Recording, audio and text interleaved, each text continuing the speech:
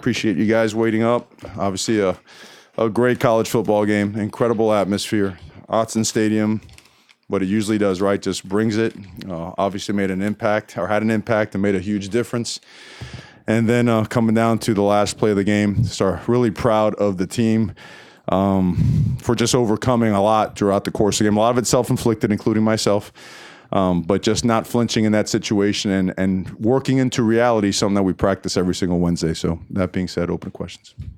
James, right here on the front left. Mario, when they take the lead with a minute to go, what are you saying to your guys before they go out there for that final drive? And walk us through some of those plays, in particular. Jawan missed so many games this season. You turned to him twice, and then turning to Cam when you hadn't done that very much before tonight, and turning to him to win it at the end. Yeah, well, I think it was real clear on the sideline when it was our turn to get the ball back. Our players were already saying it just like our Wednesday practice, which – I know you guys don't get to be out there, but we practice every imaginable 2-minute situation. Needing a touchdown, needing a field goal, deep in our territory, more in the plus territory. So our guys were already harping on that. They were telling that to each other, and they worked it into reality, which was awesome. And in terms of Jawan, the last week and a half, but particularly this week, just has been practicing really, really well. Looks strong, really catching the ball, just snatching it out of the air, running really good routes. Playing with toughness. You saw the physical blocking today. I know we got tagged for one penalty on one of the blocks, but it was a matter he was trying to be physical in the process. So just really proud of the way that he played tonight, and certainly looking for more productivity from him. On the left, Matt. At what point was the idea of just get the ball centered up and get a field goal? And when did you make that decision on that drive? When it was down at the 6. We felt, let's try to pop a run if we can. And then if we had it there, the closer you are when it's on the hash, it'd still have kind of an angle there.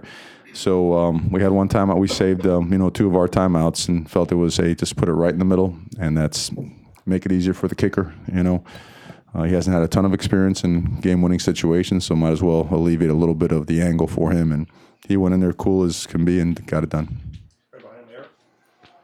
A lot of ways to win a football game. This is certainly kind of a unique one, but how can this become maybe a driving force down kind of the back end of the schedule? Well, the first part, it's, at halftime, we're kind of kicking ourselves a little bit about, come on now, we're just doing some things that are, sometimes we press because there's a lot of emotion, and we play with passion, but sometimes when it spills over and becomes emotion, you do some things that are a little bit out of character, and myself included. I said it earlier. I mean, there's no excuse for getting a personal foul or whatnot. But at the same time, what are you going to do about it, right? You have to show the ability to be resilient, to respond, and our guys did just that. So we've kind of seen it every which way you can imagine this season. A lot of lessons to be learned, which is great, and not much time right before we have to get up on the road and go play a really good football team next Saturday. In the middle, AJ. Wait for the mic, AJ. Yeah. Coach, C.J. Verdell averaged 11.2 yards per carry today. Talk about the running game and why it was so successful against Washington State today. Well, you've seen in the past couple of years how difficult it's been to run the ball, right? It seems like they always got an extra hat to the football. They thin you out with their line stunts and their movement.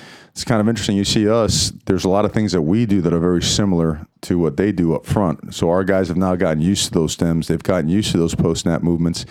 And we just felt as much as they were going sideways, we had to go vertical, north and south.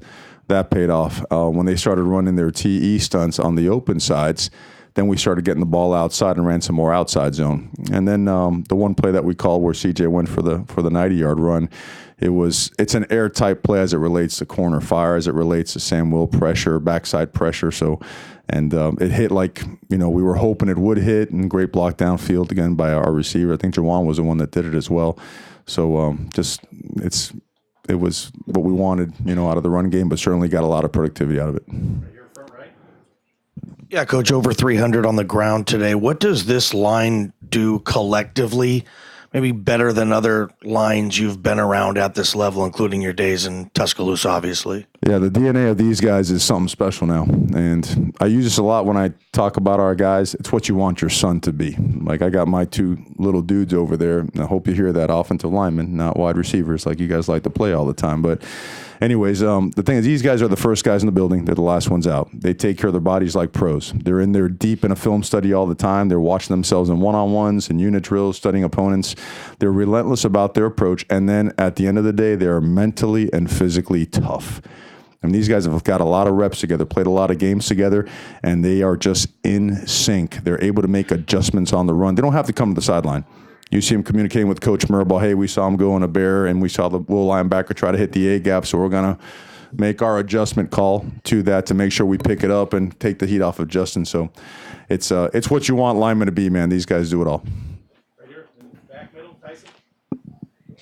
When you guys are starting a drive that could very well end in a potential game-winning kick like that, is anybody talking to Camden on the sidelines? Like, what's kind of the protocol of like coaching up a kicker? Bobby Williams, getting him ready to roll. Right behind him. Back middle. Coach, obviously the air raid is tough to defend, especially without Troy Dye in your lineup today. But how do you feel your defense handled the air raid for Washington State today? We had some success, and they had some success as well. It's really hard to stop. I mean, it is, and they spread you out pretty good.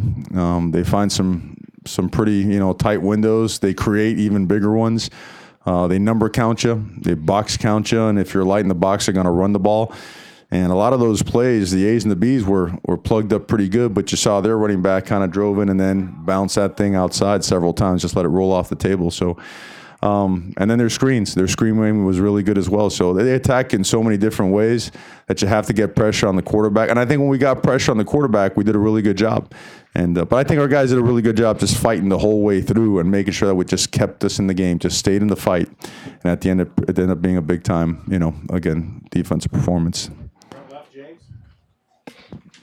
Mario, that kind of performance from CJ is enormous. I mean, it's the third best rushing performance in the FBS this season. It's one of the best in several years here.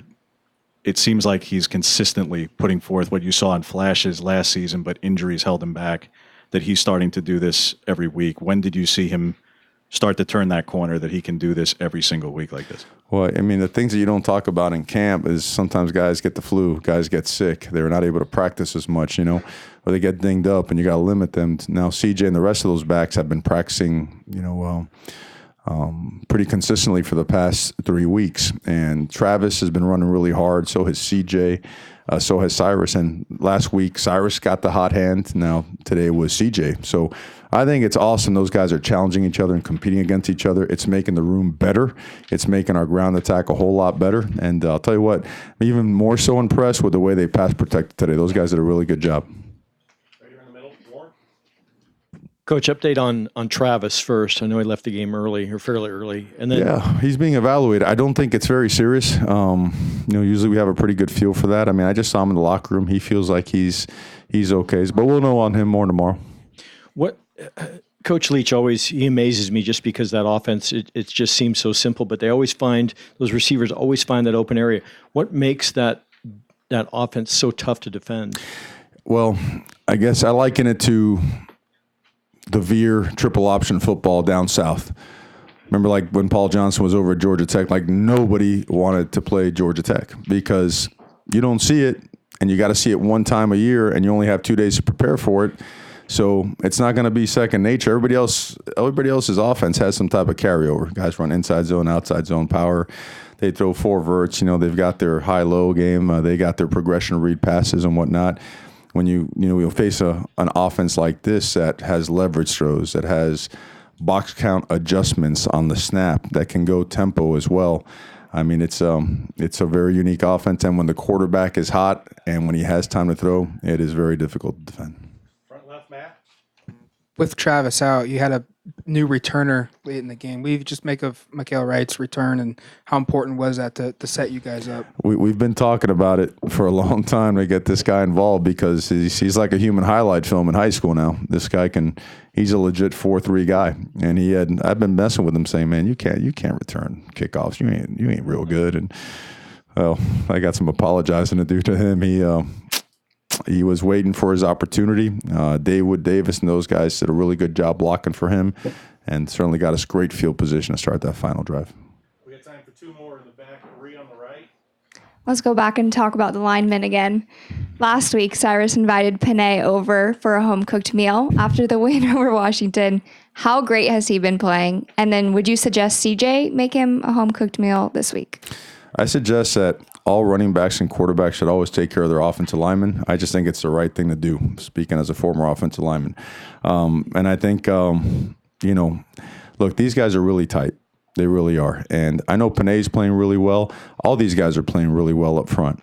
And, I can't speak enough about them, but at the same time, they don't want me to speak about them. That's just the nature of who they are. They want to get better. All they kept talking about in there was, hey, we got to jump on this film tomorrow. There's a couple things that could have really made this a great performance tonight.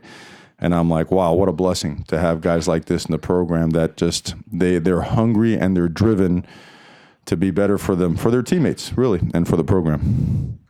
Middle right, last question, Jaden. Yeah, Coach, can you give us an update on Troy Dye, and is it a short-term thing with that thumb and whatever? And then the second thing, going down to L.A., you guys have won on the road now. That's a tough team. They only team to beat Utah. They might be laying in wait a little bit for you. Can you just give me some early thoughts on that game? Yeah, well, Troy, we thought he'd be able to go, but as we got later into the week, it just he wasn't quite ready, but we feel it's very short-term. We feel he'll be good to go this week. And in terms of our next opponent, obviously tremendous amount of respect for the entire conference. We feel that everyone tonight, Washington State, next week USC, all these teams are playing at a really high level. And I think our guys, we're learning that nothing but our very best is going to be good enough. That's proven day in and day out in college football. I'm sure we saw another 4 or 5 upsets today. I'm sure we saw another, just a couple of unexpected occurrences. You got to show up to play. You got to be very well prepared, and you got to play with toughness and resiliency and make sure it's your very best. Thank you, Coach. Okay, guys, thank you very much, and have a good night.